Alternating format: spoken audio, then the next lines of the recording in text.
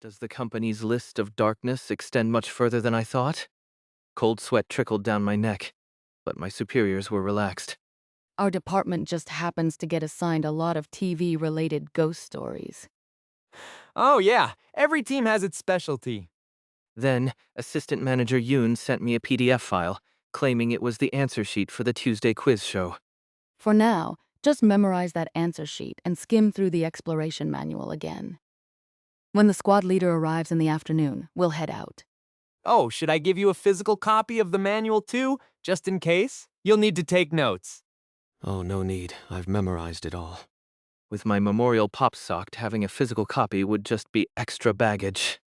You memorized it all? Supervisor Park gave me a knowing look, then nodded his head. The squad leader is going to like you a lot. Well, it seemed to be a compliment, so I let it slide. For the record, the squad leader of Team D was still out on a field assignment, but was expected to return this afternoon. I'll be meeting them soon enough. But then, an hour later... Hold on a sec. Our squad leader, the section chief, he's still out on a field assignment. What? No, that's ridiculous. Assistant Manager Yoon, who had been on the phone, frowned deeply as she hung up. Are these people out of their minds? Saying we have 3 people now, so we can make it a trio. What a joke. Really? Are you serious? Yeah. Seems like it. Assistant Manager Yoon glanced at me. Is it because of the convenience store ghost? Because I cleared the F-class darkness by myself using an unusual method. Higher-ups probably thought, oh, so this one can handle a full load. Looks like the consequence of pocketing that 20 million won solo is showing up here. Not because they're annoyed I took the money. It's the end of the month. Watching my 2 superiors murmur to each other, I started to piece it together. There must be some issue with the department's performance numbers. I wasn't sure, but it looked like they needed to meet some sort of quota by lunchtime, and now they figured the new recruit could pull their weight. Assistant Manager Yoon made a decision after a brief moment of consideration. Ro, did you memorize that? The quiz show answers. Wait, if I say I memorized everything, does that mean I'm going in? Maybe I could feign ignorance. Oh, he's already memorized it, I bet. He just said he's memorized the entire exploration manual, that thick thing. Assistant Manager Yoon nodded. Great. Then we'll handle this ourselves today. And there went my tiny, desperate hope that having more people would make things less scary.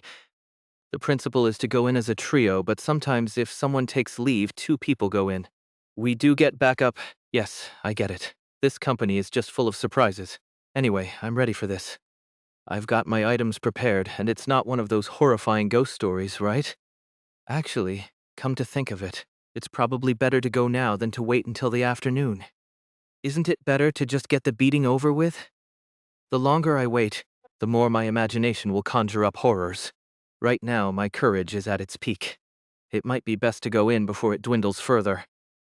As I was mentally hyping myself up, Assistant Manager Yoon approached. Having received something from another department. This must be the medium to enter the ghost story, right?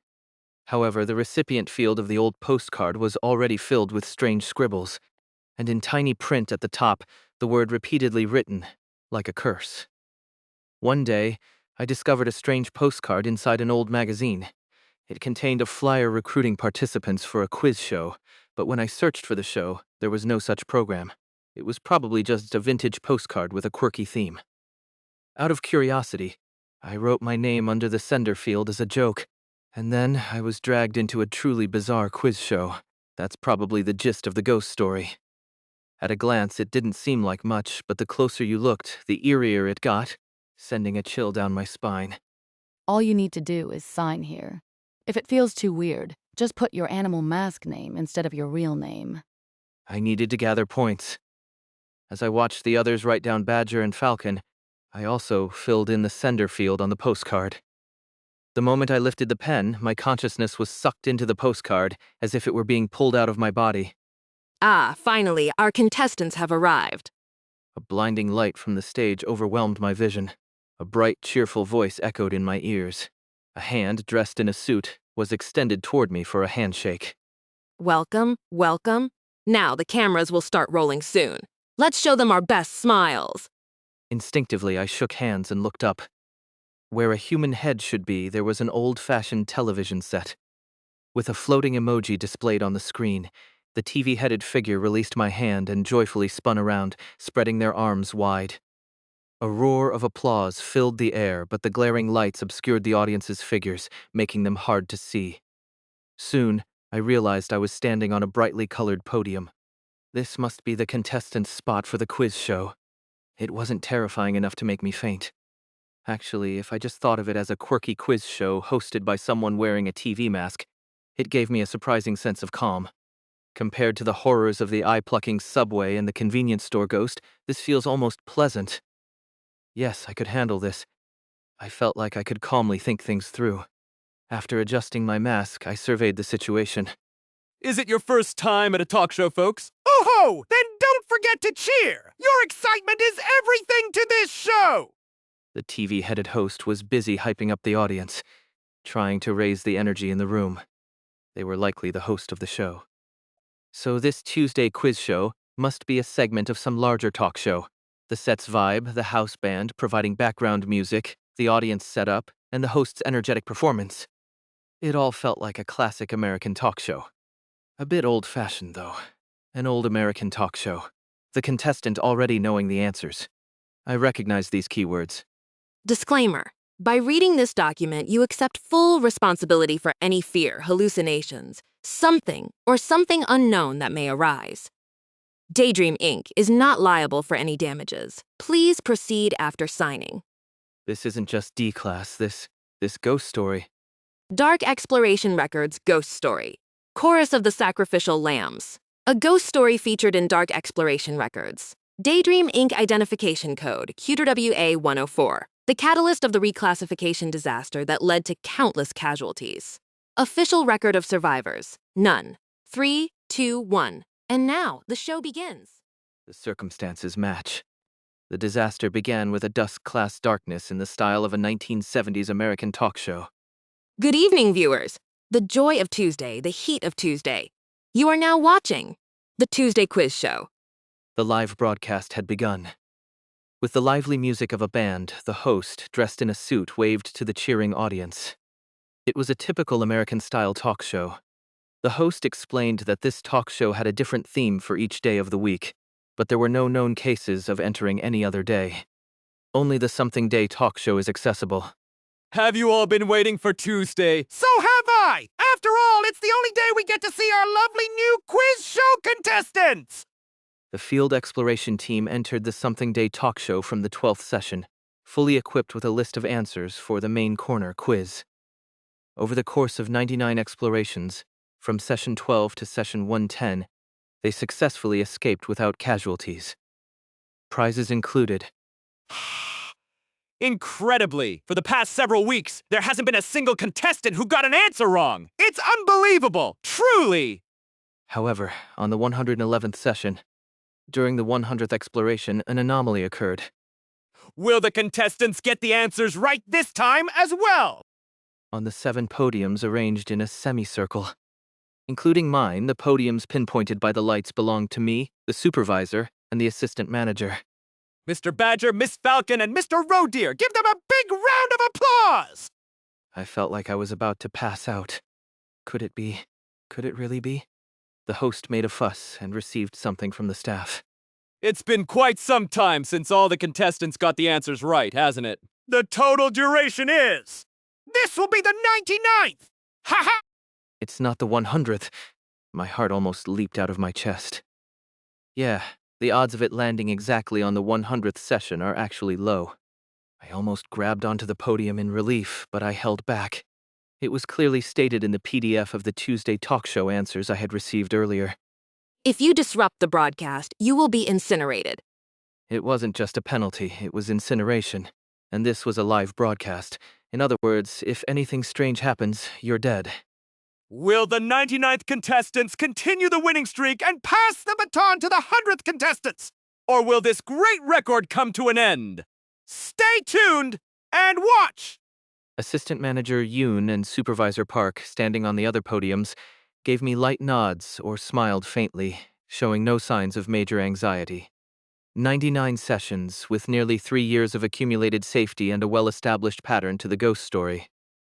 They were acting like people who were certain this time would be the same. I took a deep breath in and then exhaled. Yes, it's my first time participating in a quiz show. Ah, good, very good. Let's start with an easy question. On the host's head, the old-fashioned TV displayed strange letters. It was an unfamiliar, ominous script I had never seen before, but I could read it. A surge of nausea and a headache hit me, then quickly passed. Question. Choose the element that is not a component of the human body. The quiz show proceeded smoothly.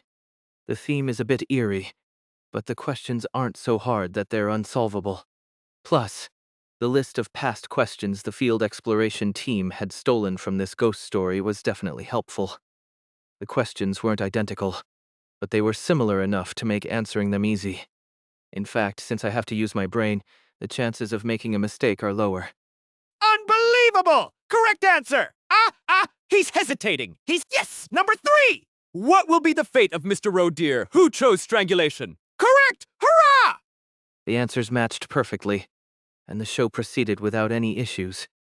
I pretended to hesitate on purpose, sometimes stalling before answering, doing my best to match the atmosphere of the broadcast. I have to get through this broadcast somehow. This obsessive thought completely dominated my mind.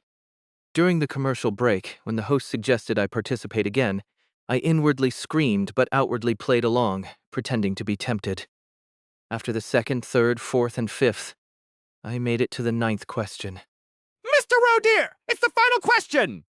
Finally, the end of this insane situation was in sight. The other contestants have incredibly answered all the questions correctly and continued the winning streak. Will Mr. Rodeer be able to carry the final link?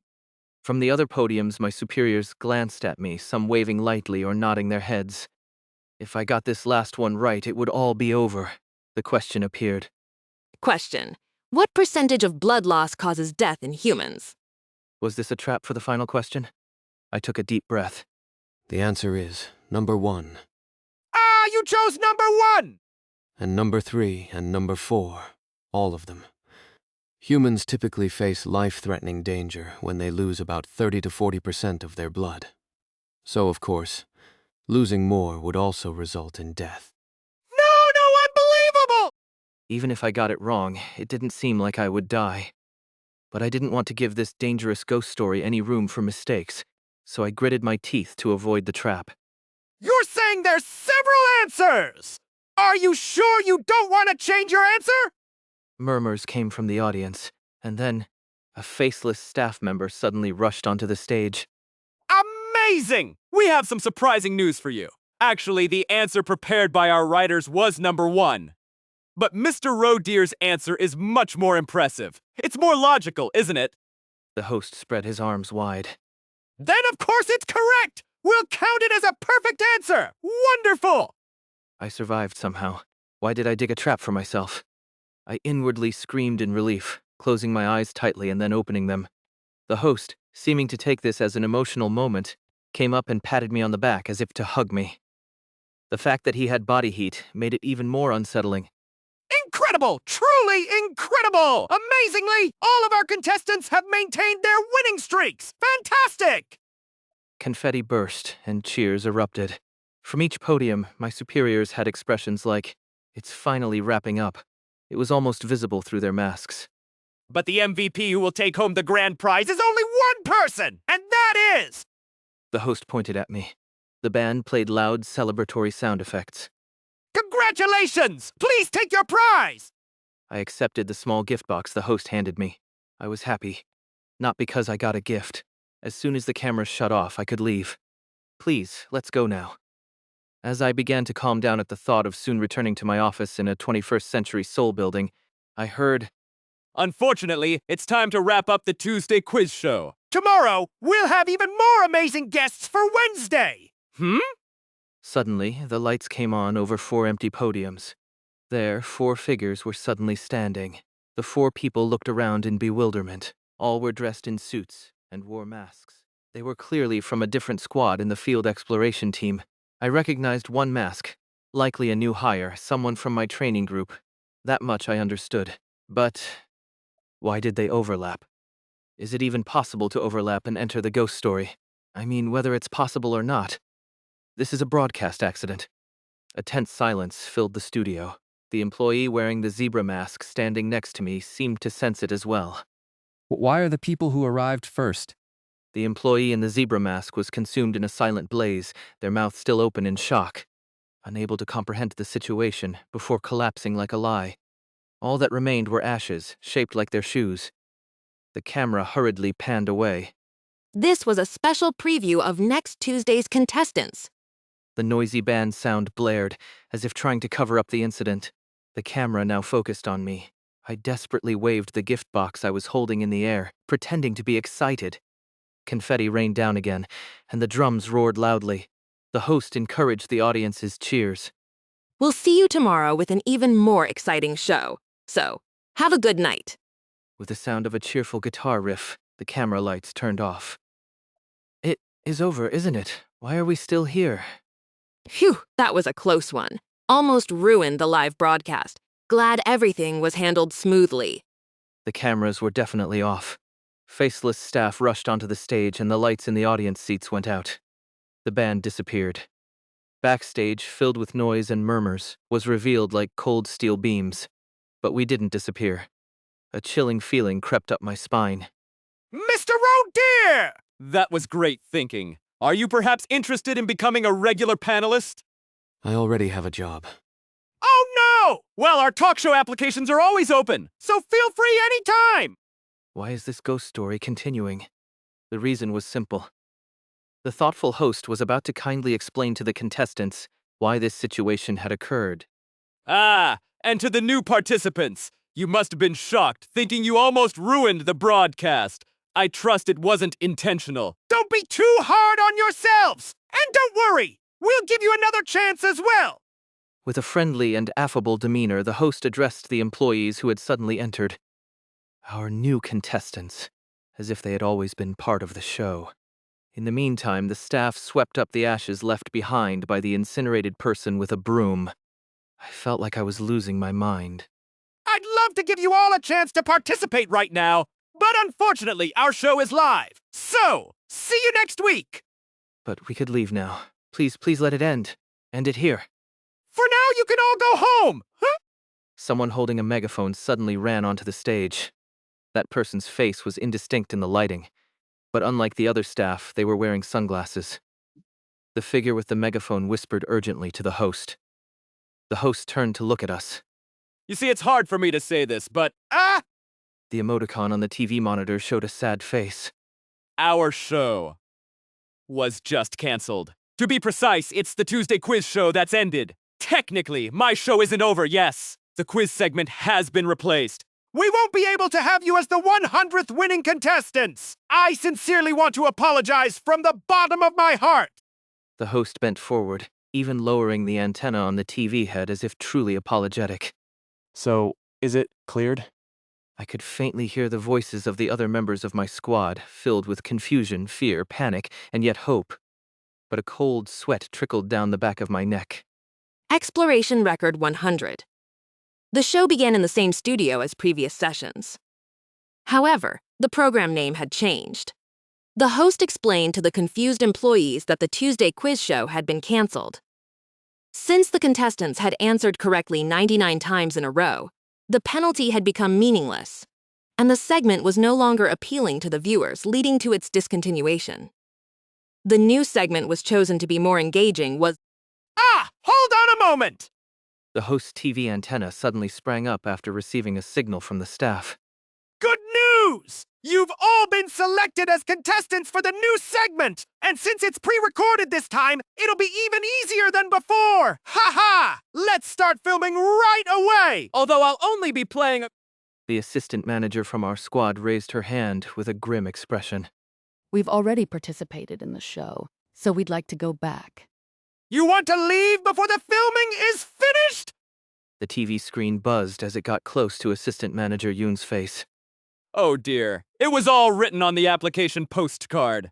But if you truly can't participate, well, there's no helping it. So, tell me, can't you do it? Assistant manager Yoon slowly moved her eyes, meeting mine from across the way. I shook my head ever so slightly. She must have realized it too. No helping it didn't mean they would let us leave. It meant they would incinerate us. You can do it right! Good! The studio was filled with the sound of the shallow breaths of pale, terrified employees. I was surely one of them. Was I even breathing? Oh, the tension is palpable. That's how it always is with new programs. Let's stay strong! Mr. Rodeer, you performed wonderfully in the live broadcast. I'm sure you'll do great again this time. Was there no excuse I could give? No plausible way out? Yes, but I didn't expect to appear on the show consecutively. I could make a mistake, couldn't I? I gripped the podium so tightly my knuckles turned white. I should prepare a bit more and come back next Tuesday. Ah, look at that! The lights are coming on! 3, 2, 1! The host mumbled in an excited voice. Completely absorbed in the broadcast, the host dashed toward the camera. Good evening, viewers! The joy of Tuesday, the heat of Tuesday. You're now watching the new segment of our talk show. Are you sad that the quiz show is gone? No need to be, because this is an even more advanced form of quiz show. Something has been added to the quiz. What could it be? The host waved both hands as he read the teleprompter. What pulls at the heartstrings more than anything is melody, especially voices. Choirs! Ah, such a beautiful sound! Ha ha! No need for our band to feel left out. We've invited a true master of an entirely different genre. A new guest is about to appear. The set opened up to reveal a new figure. The stench of rusted iron and filth filled the air, accompanied by a massive dark pig's head. The conductor of the choir of purgatory, the filthy, the vile, the master of great melodies, the butcher! That's right! The new segment is the Tuesday Choir! A terrible stench spread through the studio.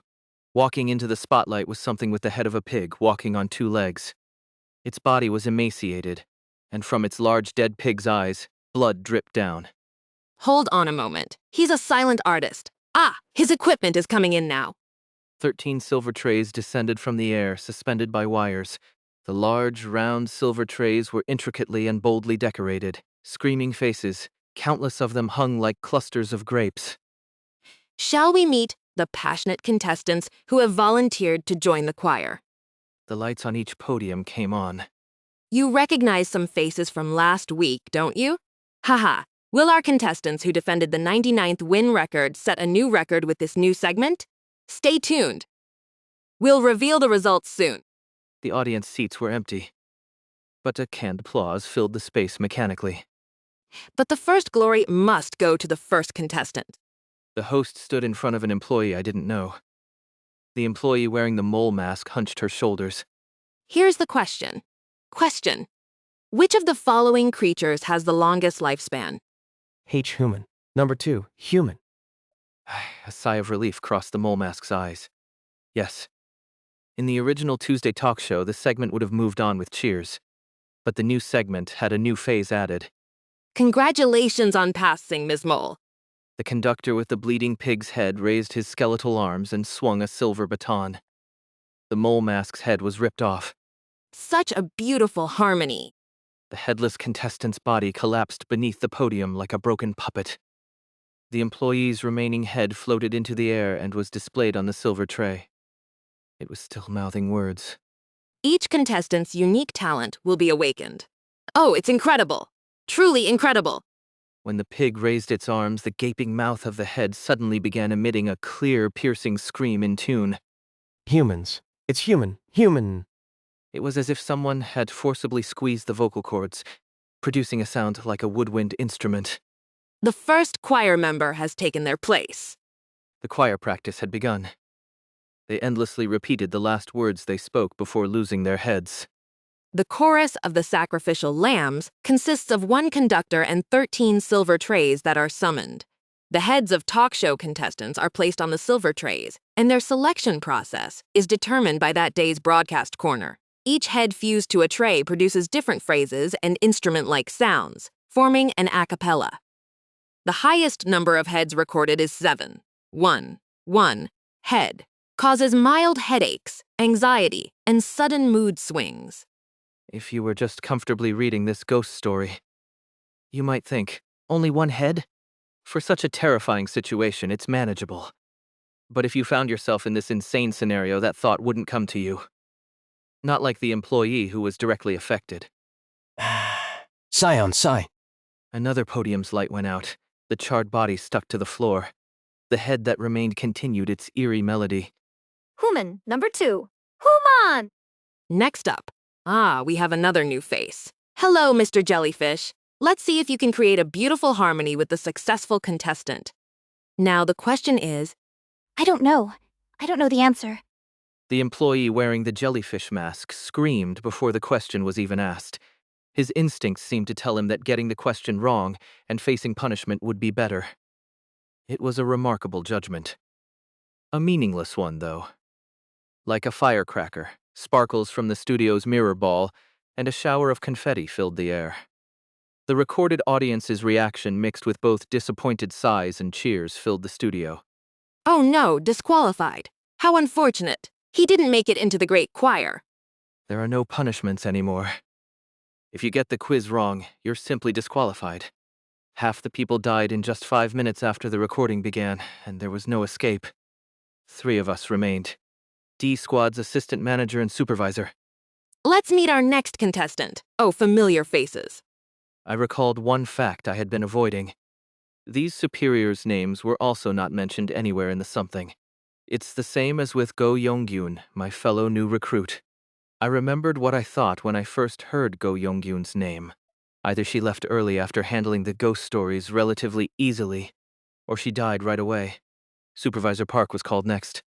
While standing at the farthest podium from me, he had turned completely pale. It was a death sentence, and it would soon be mine too. It's your turn to answer, sir. I punched my stomach, hidden by the podium. The pain cleared my head slightly. Being scared doesn't justify an excuse. This wasn't a situation ruled by that kind of fear. It was like witnessing a natural disaster up close. The overwhelming force of it. I had been swept into an unexpected catastrophe. That's right. If I panic here, it's all over. I won't even have a chance to survive. I can't forget. Of all the people here, you have the best chance of survival. I have information and items. Mr. Badger, are you ready? Could I use this moment when the host and staff's attention wasn't on me? Was there really nothing I could try? I desperately recalled the items I had. I frantically reviewed the characteristics of this ghost story. I don't expect much, but if I could just get out of here. I wasn't hoping for something as grand as this insane talk show getting cancelled. Just stop for a second. Just for a moment. The host's back was right in front of me. He was about to ask Supervisor Park a quiz question. You are ready. Great. I hid my trembling hand beneath the podium. Then I slightly lowered my body and pulled out 2 items from the inside pocket of my suit jacket. A cheap sticker with a smiling emoticon and a can labeled, "Drink Me." I opened the can bottle. Then I stuck the smiley sticker onto the can bottle. May I say something to the viewers before I answer? Supervisor Park glanced toward the camera, pretending to address it but actually looking toward me and Assistant Manager Yoon. He was looking at the podiums where we stood. I have a family member in the hospital. I hope someone could check in on her after this filming, if possible. So, what's your answer? Supervisor Park gave a nervous smile, sweating profusely. I raised my left hand. At the same time as I drew his attention, I stretched out my right hand and quickly slapped several wet smiley stickers under the spherical TV that was the host's head. A drop of water hit the ground. Did the cameras catch it? Did anyone notice? No. If they had, my head would have already exploded. Oh, Mr. Rodeer, do you have something to say? When I looked over, Supervisor Park was staring at me in shock. He seemed surprised that I hadn't been incinerated after interrupting the flow and speaking out of turn. It was definitely a gamble. But I have a reason. Didn't the host say it earlier? It's pre-recorded this time, so it'll be even easier than before. Ha ha! In other words, this was not a live broadcast. So as long as I don't outright ruin the flow or act uncooperative, it might not count as disrupting the broadcast. Simply raising my hand and making a personal comment wouldn't be a problem. I glanced at the area beneath the host's TV where the water had dripped. Then, lowering my voice just enough for only the host to hear, I said, My head feels very dizzy. Could I rest for a moment? what I had just done was the smiley sticker. an item that induces mild feelings of friendliness when attached to a sentient being. And the Alice Picnic Set canned drink, an item that doubles the effect. I soaked the sticker into the can and stuck it to the host. Of course, this was still debatable. Can we consider the host a sentient being? The host was clearly not human, but it must have some kind of intelligence, right? No, it has to. I'm betting my life on this. And now there's no turning back. What if I'm incinerated for disrupting the broadcast? Well, if I'm going to die anyway, I might as well go out a little more peacefully. The shirt clinging to my back was soaked with cold sweat. The host made a noise. Was the passion for the broadcast a bit too much? Yes, I understand that. Mr. Rodeer, you did work hard. The monitor of the host's head turned black. He raised his right hand. Cut! Let's take a short break! The band's sound stopped. The staff began murmuring. Haha, I'm sorry. My screen went blurry. Makeup! The camera lights were quickly turned off. Carefully clean it, please. Oh, excellent! A faceless staff member carrying makeup tools rushed up and vigorously cleaned the old TV screen. And as the host finished his task, he grabbed the makeup artist by the arm and pointed at me. Ah, on your way! Could you guide this contestant to the waiting room? They were supposed to bring me water! Then, the host winked the TV screen emoticon eye at me, briefly displaying and then erasing text. Take a break and have some water! I staggered off the podium, following the makeup artist as I walked. Even though the filming had been paused, the ominous, grotesque, pig-headed conductor was still standing at the center of the stage, swinging its baton without moving. The horrifying silver trays continued to emit eerie songs from the human heads. With stiff legs, I crossed the center of the stage. Filming will resume in 30 minutes. As I passed the podium on the opposite side, Assistant Manager Yoon slipped something into my hand. I quickly looked at her. I could read her lips. I was guided to the door behind the stage. Inside was a typical old Hollywood-style waiting room. Aside from the unsettling number of black and white broadcast posters plastered all over like talismans, the makeup artist gave a silent nod and disappeared in a flash. Only for 30 minutes. But I had at least delayed my scheduled death. I need to do something during this time. And I had a new clue. I immediately opened my hand to check what Assistant Manager Yoon had slipped me. The item they had somehow managed to give me in this dire situation was... It was a button, the kind you'd attach to a suit. But it was also a button in the sense of something you could press. It seemed like it had a mechanism inside that would trigger something when pressed. There was only one way to find out, and I didn't have much time. They gave this to me thinking it would help. I pressed the button immediately. This is Lee Jae-hyun. Who's this? This is Assistant Manager Yoon Hajae's call button, though.